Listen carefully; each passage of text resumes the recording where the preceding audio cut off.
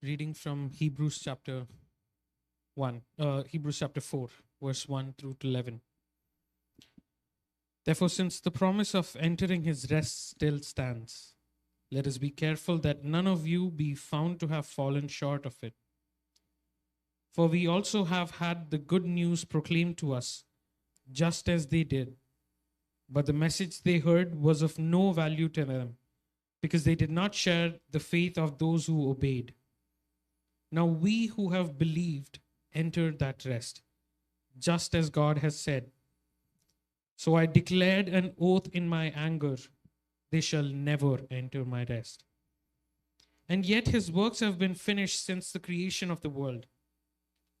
For somewhere he has spoken about the seventh day in these words: on the seventh day, God rested from all his works. And again in the passage above, he says, they shall never enter my rest. Therefore, since it still remains for some to enter that rest, and since those who formerly had the good news proclaimed to them did not go in because of their disobedience, God again set a certain day, calling it today. This he did when a long time later he spoke through David, as in the passage already quoted. Today, if you hear his voice, do not harden your hearts. For if Joshua had given them rest, God would not have spoken later about another day. There remains then a Sabbath rest for the people of God. For anyone who enters God's rest also rests from their works, just as God did from his. Let us, therefore, make every effort to enter that rest, so that no one will perish by following their example of disobedience. So last weekend was a holiday weekend called Labor Day. And you're somebody saying that's an oxymoron, a holiday called Labor Day? Yeah. Well, that grew from, in Canada, there was a strike from the Printers Union, people that printed newspapers, the Printers Union in Toronto in 1872.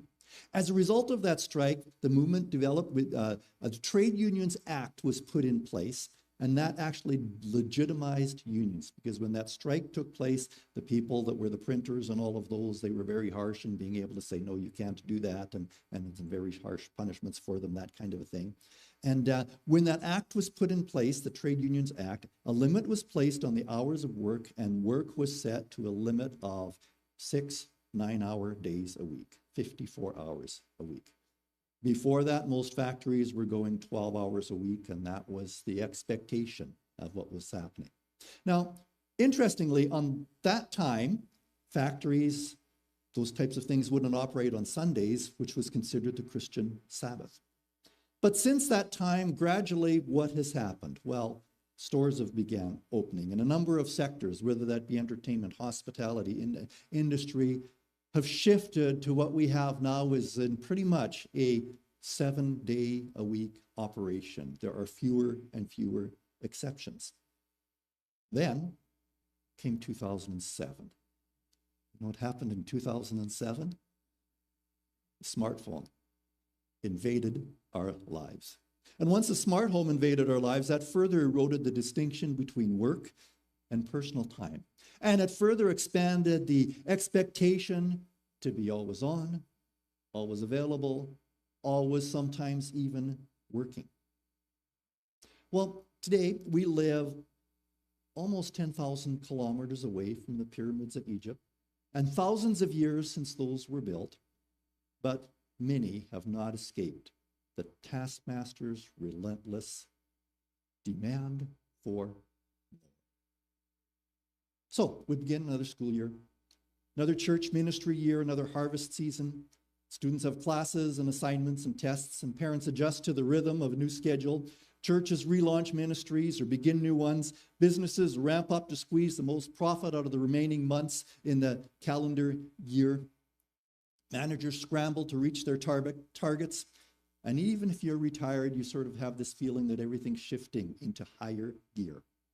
No matter your stage of life, you hear the drumbeat of expectations. Keep moving, Keep working, keep exercising, keep buying, keep upgrading, keep acquiring. There's another book to read, another podcast to listen to, another headline to scan, and another crisis to fret about. So this morning, maybe some of you will resonate with this message, timely truth for an exhausted generation. Sabbath, the command that liberates. Now, the interesting thing is that this feeling of always running behind, it isn't a new phenomenon. Overload isn't something that just came up in the past few years. Change has always brought stress as people struggled to adapt to whatever it was new, whether that was a deluge of information that came with a printing press in the 1500s, or the demands for more labor and cheaper labor with the Industrial Revolution a couple of centuries ago. And now in our age of technology, we've got computers and devices that are demanding constant upgrades, all of which come with those user agreements, written, of course, by lawyers that are getting paid by the word. And so they string out 30 or 40 pages of these things, and you read every word before you click agree, right? Yeah, most of you sure I've asked you to do that. So lots of expectations. In 1992, early in my ministry, 33 years ago, that is now, a Christian medical doctor named Richard Swenson, he wrote a book, became quite a good-selling book called Margin, Restoring Emotional, Physical, Financial, and Time Reserves to Overloaded Lives. That was 30-some years ago. Actually, Richard Swenson was a medical doctor in the U.S., and a friend of mine who pastored at Fort Saskatchewan Alliance Church came from the U.S. and was his personal doctor when he was in the U.S. Fine Christian doctor, and a very good book to tell us about the need for margin. And it's got much better since then, right? Oh boy, in 30 years, it's kept ramping. We live in an exhausted generation, as did our parents, and as did their parents before them. The taskmasters may have different names, but they all prey on our collective amnesia of people who have forgotten the God of creation and our God of redemption. They prey on people who have forgotten the gift of Sabbath. Because Sabbath is a gift. It's also a command, and it's interesting that it may be the command that we break most often and perhaps feel the least guilty about. But it is a command that actually empowers the other 9 commands. Now, if someone were to say to you, well, I'm doing okay because after all, I keep 9 of the 10 commandments. You might say, which one don't you keep? How comfortable would you be if they say, well, I keep 9 of them, but the one they habitually break is the commandment against lying or stealing or adultery or murder? Would you say, well, that's okay. You've got 9. You just missed 1.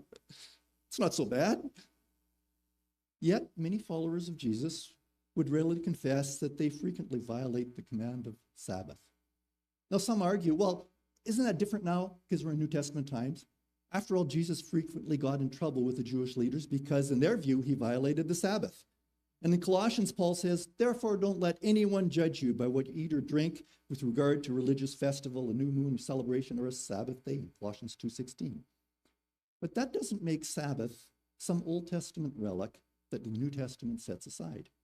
Grace doesn't negate the Sabbath, just as it doesn't negate the other commandments. It doesn't exempt us from stealing or lying or adultery or murder. And Jesus said that he didn't come to abolish the law, but to fulfill it. And further, in that passage that we read earlier in Hebrews, it tells us that the promise of a Sabbath still remains. So Sabbath has something to speak to us today. And I admit, it is hard to apply Sabbath in our modern world. And I also admit that I haven't done Sabbath well throughout my career as a pastor.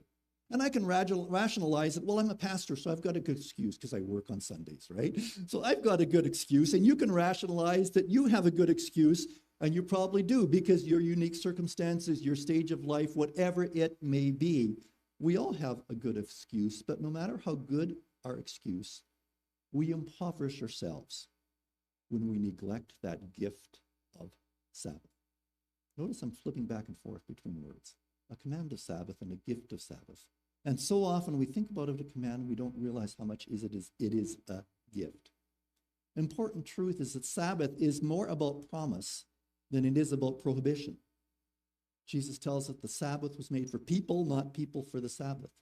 Unfortunately, the pendulum has swung from a legalism that some of us grew up in to that legalism imposed Sabbath restrictions or Sunday restrictions. The things that were Sabbath ended up on Sunday. And to now, we just a complete neglect of Sabbath, forgetting that the promise of God who gave us this gift. Now, I don't know how your view of Sabbath was shaped. Maybe it was from the 1981 movie, Chariots of Fire. You remember that movie? A runner who wouldn't want to run the Olympics in 1920-something, 24, I believe it was, because the 100-meter final was on the Sabbath, and he didn't, and he eventually actually won the 400-meter instead on a different day. I've talked to seniors who weren't allowed to listen to radio or read a newspaper on the Sabbath. And other seniors said, well, I didn't really like the Sabbath because we always had company over, and it just meant that there was more work, more cooking to do, more cleaning to do, and it was more work than any of the other days. We all have some sort of thing that Sabbath may have shaped us, or we may have ignored it. But we live in a culture that wants to push Sabbath out. Our culture squeezes all margin from us, whether that be work or play or that's always available and always at our fingertips now through new technology. So I want to consider this timely truth for an exhausted generation.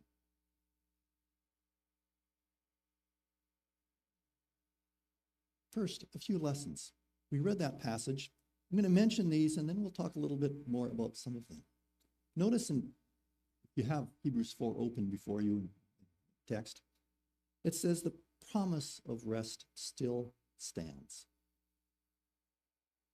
We often frame Sabbath by way of restriction rather than rest. What you must not do rather than what you can do.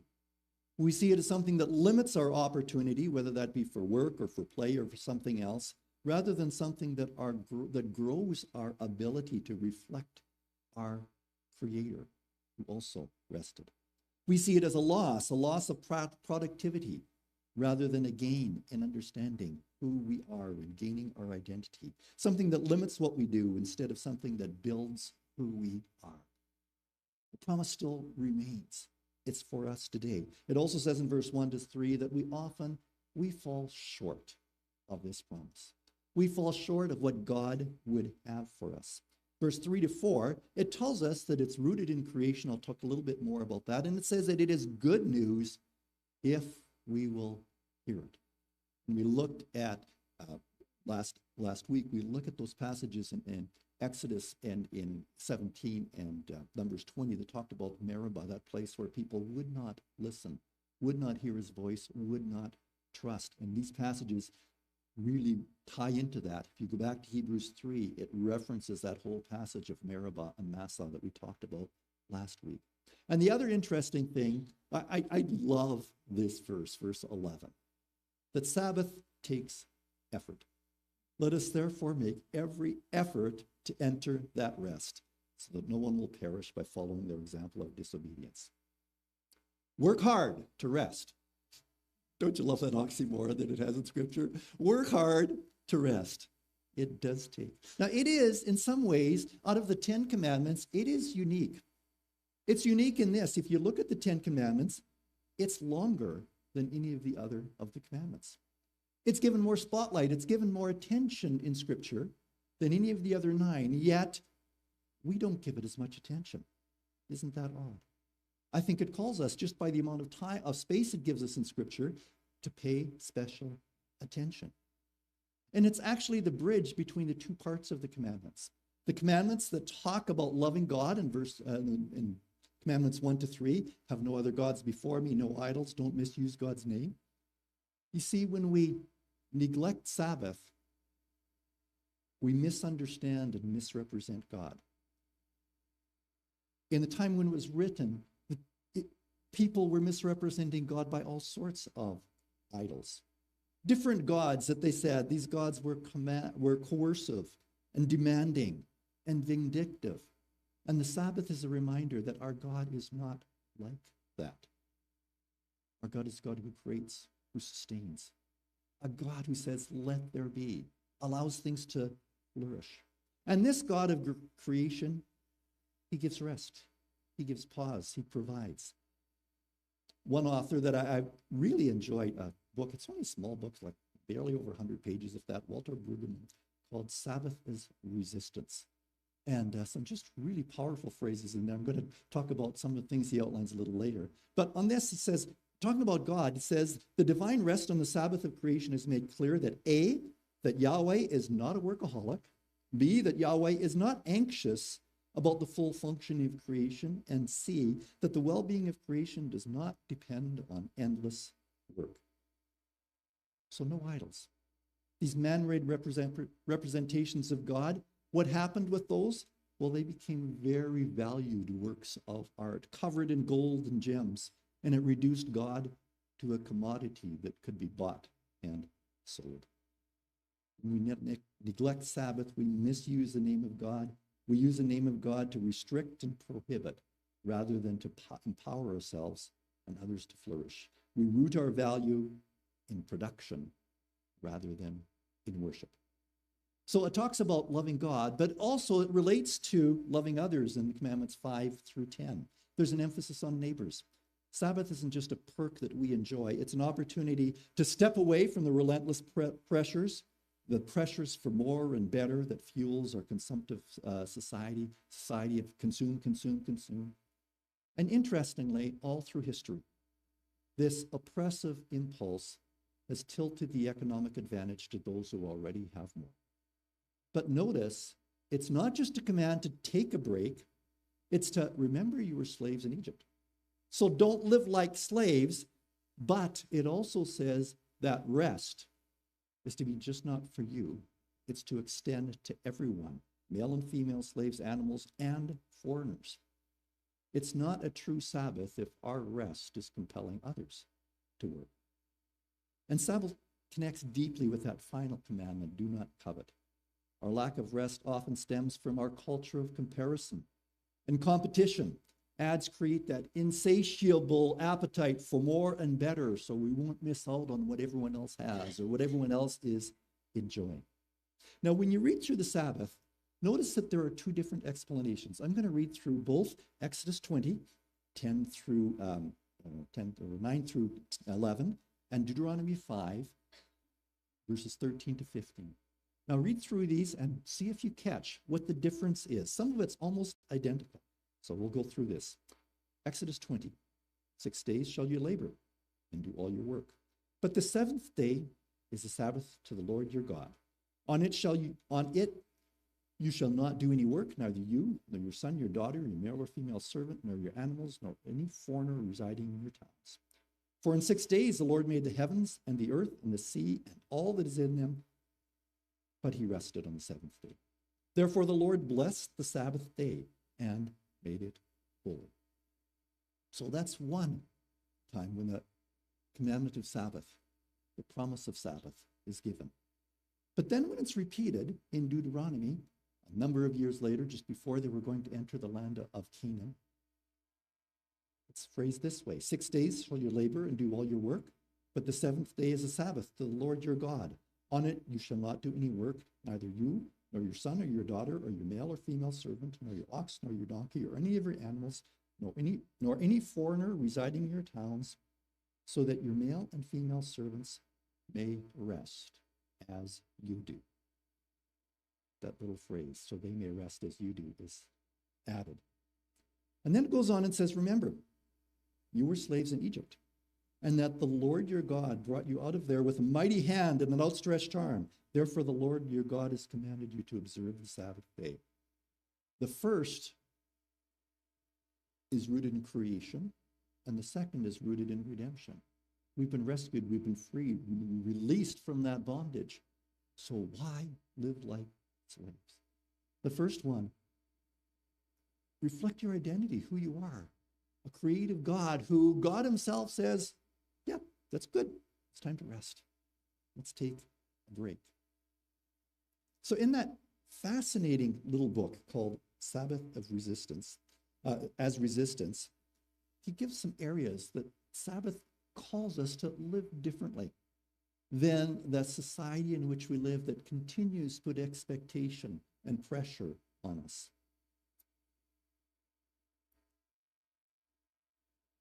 It's a resistance to anxiety, a gift of trust. God did not come and check on creation in anxiety to ensure everything was working. He has complete confidence in the fruit-bearing, blessing-generating process of creation that has been instituted. God exhibits no anxiety about the life-giving capacity of creation. Isn't that nice? To say there's someone in charge and he is not worried. He has things under control. See, when we go back to Genesis, it's got that curious detail that God rested. His creation of 6 days was enough. It was very good. And he set into motion a rhythm of rest that we're to live by, day and night, 6 days of work and 1 day of rest, seasons of working and planting and harvest, and seasons of waiting and dormancy and growth. He created a world with generous coffee breaks. Those are my words. Surprise. He created a world where work is significant, it's meaningful, but it's not supreme. Work isn't to dominate our lives. So he has given us a gift that we can trust him because it's enough, it's sufficient. He is providing, he is sustaining. It's also a resistance to coercion, the constant expectations, because there's a gift of abundance. When Moses writes, and God gives him the Ten Commandments through him, there's a reminder that prosperity breeds amnesia. We forget our God. In Deuteronomy 6, verse 12, he says, "Take care that you do not forget the Lord who brought you out of the land of Egypt, out of the house of slavery." Deuteronomy 8:14. "Then do not exalt yourself," that is, when you're blessed, when you have more, when you have abundance. "Do not exalt yourself, forgetting the Lord your God who brought you out of the land of Egypt, out of the house of slavery." The more we have, the more it's easy to forget how easily we can be trapped by those taskmasters of expectation. The Deuteronomy version, it has that little added phrase, "and all are to rest. Your sons and daughters, slaves, oxen, donkeys, livestock, and even the foreigners among you, that they may rest like you." In the culture of that time, that was radical. Why did you have slaves? It was so they could work and not you. But rest was to extend. It was to extend to everyone. Brueggemann says this. He says, in cultures, in society, he says some perform more effectively than others. Not all are equal in consumption. Some have greater access to consumer goods. In a society defined by production and consumption, there are huge gradations of performance and therefore of worth and significance. In such a social system, everyone is forced or coerced to perform better, produce more, consume more, to be a good shopper. Such valuing, of course, creates haves and have-nots, significant and insignificant, rich people and poor people, people with access, and people who are denied access. And then he goes on with an interesting list. He says, you do not have to do more. You do not have to sell more. You do not have to control more. You do not have to know more. You do not have to have your kids in ballet or soccer. You do not have to be younger or more beautiful. You do not have to score more. Because this one day breaks the pattern of coercion or force, all of you, all are like you, equal worth, equal value, equal access, equal rest. Isn't that a freeing gift? There's so much pressure that we've got to have more, that we have to do all this. Sabbath frees us from that unrelenting pressure to make more bricks. Maybe you need to have a little emoji of a brick that you put on your calendars and you put on your phone to say, enough bricks for now. Time to stop making bricks. Time to stop all those expectations. There's also resistance to a society that puts people into categories of us and them. Exclusion, or exclusivism, as he calls it, becomes a gift of community. Instead of having foreigners or other people that we say, oh, they're different, and because they're different, I don't want them near me, we're seeing a bit of protectionist thing happening in countries around the world in the past year and a bit. People are so, we got to keep people out because they're different than us.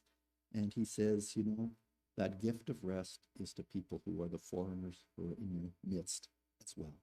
It changes our attitude to people who are unlike us, whether that be different in nationality or just different in their stage of life or their circumstances of life. And a resistance finally to multitasking. We can work, but then there's time to set aside work and rest. And in that time to rest, there's also time for worship. And he gives an example in his book of how some people, they come to worship, but when they're at worship, their minds are elsewhere. Their minds are on their lists of what they have to do. Their minds are on the finances and how they can make more, or what they need for more. Their minds are everywhere except in the presence of God.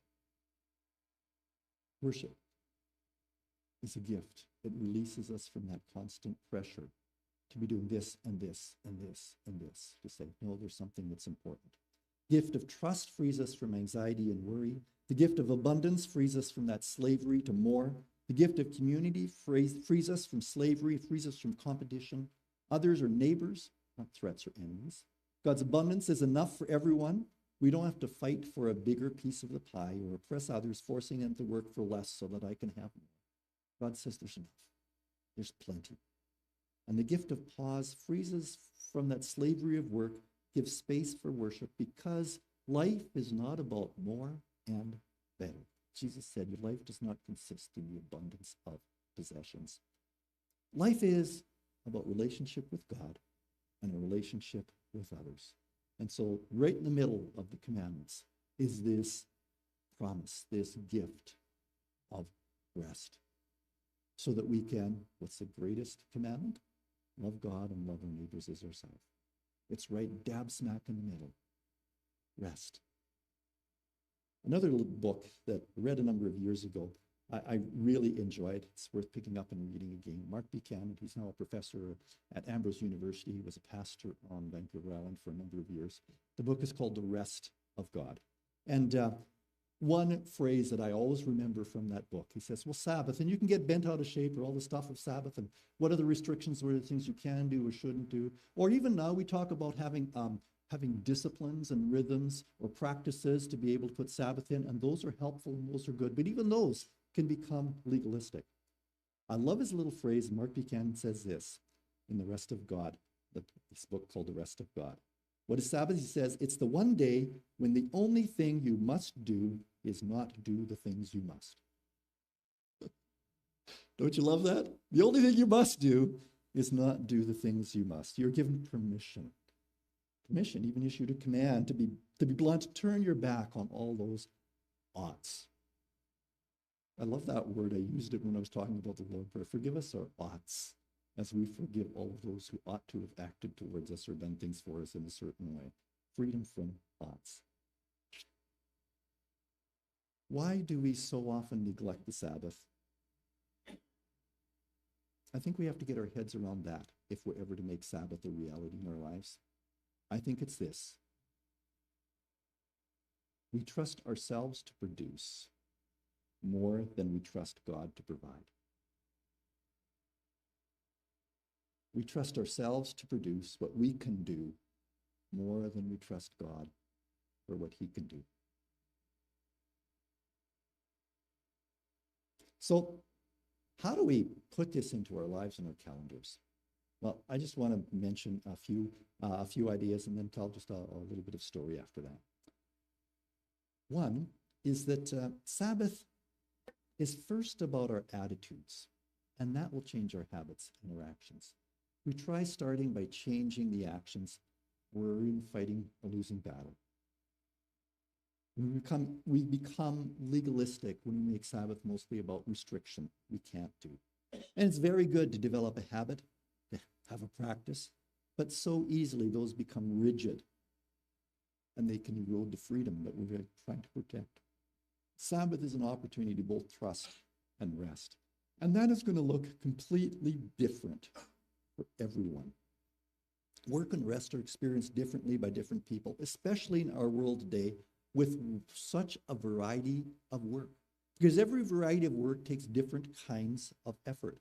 Some work takes physical effort. Some work takes mental effort. Some work takes relational effort. Some work takes creative effort. And those are all different. And depending on the type of work you have, you're probably going to have to need something else for rest. And what you do for rest might be what someone else does for work. You know, if you like the outdoors and gardening, you can do that for rest. But the person who runs a landscaping company might not want to do gardening for rest. That's just...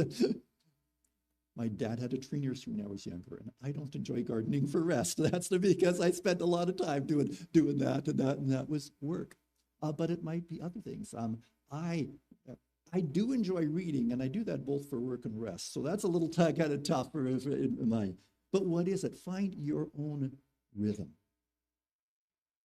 Find ways to say no to the 24/7 world.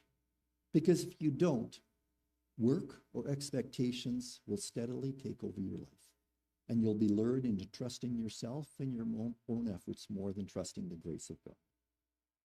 Although this is an area that I've struggled to put into a good rhythm, one of the rhythms that we've had in our life is that we do take vacations and we say we're going to kind of set the work part aside. And that's maybe one of the reasons why I tell you, I love all of you, but it's not a vacation unless I've driven 3 or 4 or 5,000 kilometers, right? Just get away and do something that's just away from that. So that's been one of the practices. It's been okay in my life, but I still struggle how to make it because week by week I give in so easily, say, no, there's this stuff that I've got to accomplish. Because if I don't do it, who's going to do it? And maybe God says, it's okay. I've got things. And if for you, Sunday doesn't work, find another day. Sunday might not work because you're on a shift kind of a schedule. Or for some who are involved in Sunday ministries, that becomes a lot more work. And I appreciate all of you that give up part of that day to be able to say, I'm going to put, it takes a lot of work to be able to be involved, whether that be on the worship team or whether it be in the background sound or whether it be when we have things that relate to hospitality or whether that relates to the Sunday school teachers or the other things that happen on Sunday. Thank you for making that part of your life and saying, I'm going to give and be involved in the community that way. And I recognize that that puts expectations and puts a load on your life. So thank you. But find some other time to be able to rest and free yourself from those expectations.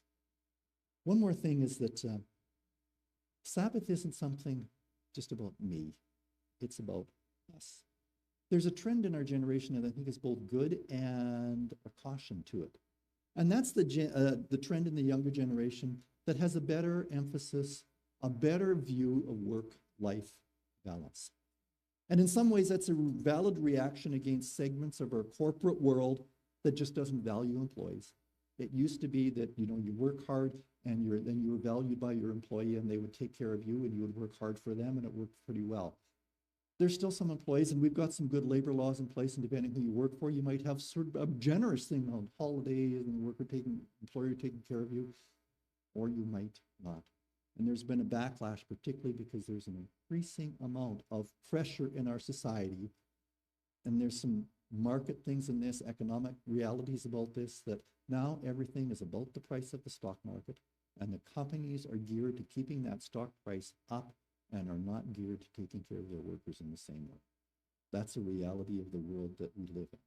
And unfortunately, we all live in that reality because your retirement funds and my retirement funds and the money that you have in the stock market is all related to that economic system. And that's one of the things that I wonder, what do we do about that? I don't know. But we need to try and find a way to say it's not about me.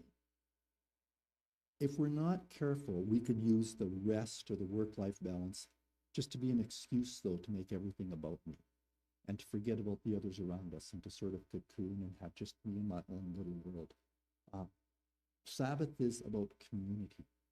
So how not only can I rest and ensure that I'm not getting burnt out, but how can I ensure that the person beside me, or the person who lives down the street, or the person working at the fast food store, or the person working that they also have the same opportunity?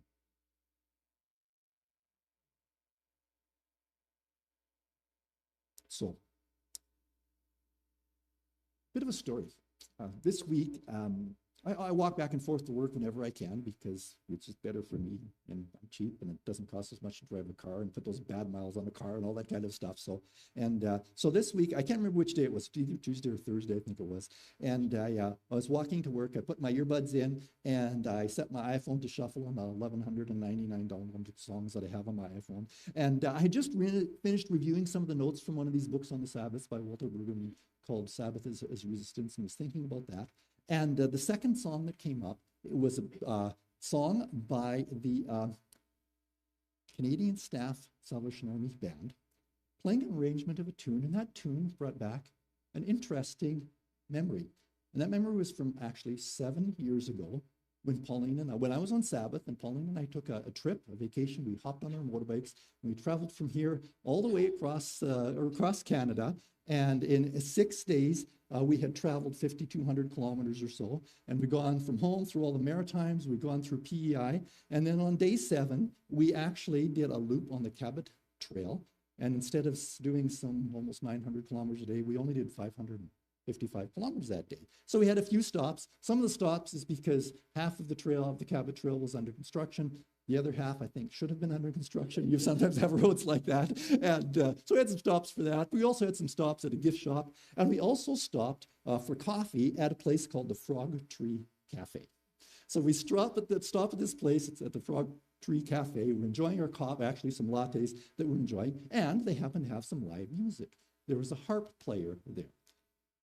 And he was playing this song, and I recognized the tune, but I didn't know the actual name of the tune, but I recognized it because of the words of a hymn that go with that tune. The tune is called King's Folk. So, the song, the words of rest, that just impressed upon me. Then and now. Some of you are going to look up and listen to the tunes, King's Fold. Hear the words. I'm not going to sing it or play it on trumpet or anything like that, or have a lyric video on it. But the words are simply this. I heard the voice of Jesus say,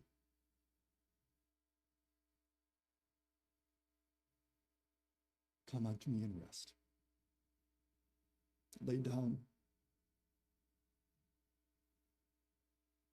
Lay down, my weary one, lay down thy head upon my breast.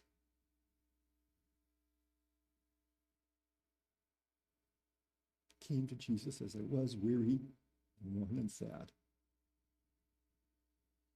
Found in him a resting place, and he has made me glad. I heard the voice of Jesus say, behold, I freely give the living water, thirsty one. Stoop down and drink and live. Came to Jesus, and I drank of that living stream. My thirst was quenched, my soul revived.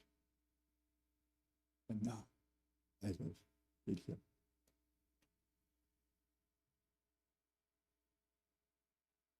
My desire this morning in all of this, however it works out in your life and in your world and in your schedule, listen to the voice of Jesus calling each one of us to rest.